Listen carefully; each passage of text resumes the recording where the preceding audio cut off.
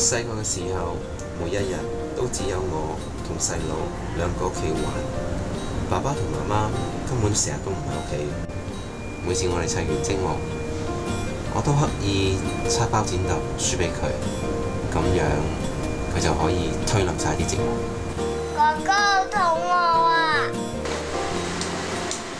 哎呀，我隻手指啊！哥哥你流血啊！即使我整親咗隻手，我都會盡量煮嘢食俾佢，因為我唔會俾佢肚餓。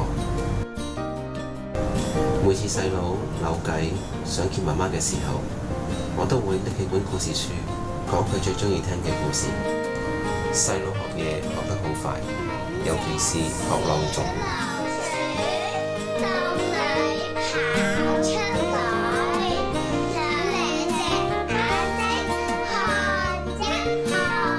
但係另外最難忘嘅回憶就係呢一晚。我要呢本書咁高，等我嚟幫你攞啦。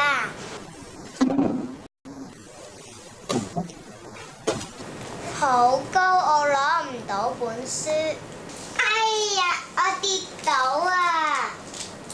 有冇事啊？我好痛啊！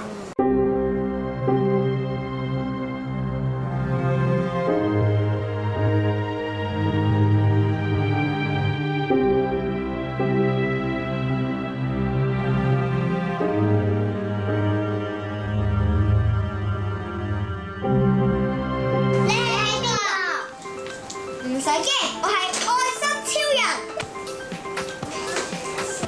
我隻腳好痛，唔使驚，我幫你醫翻好佢。哇，真係冇晒事嘅喎！火鈴鐺，火鈴鐺，讓你變成火鈴鐺，My baby。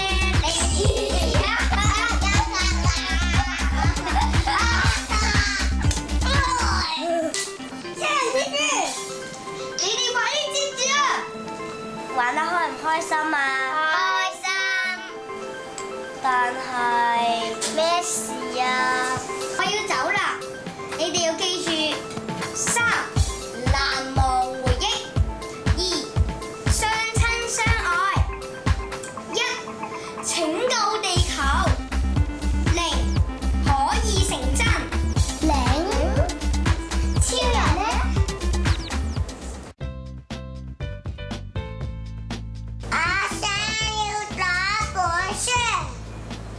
妹妹，等爹哋幫你攞。今日我已經成為複製超人，繼續你嘅心願，0可以成真。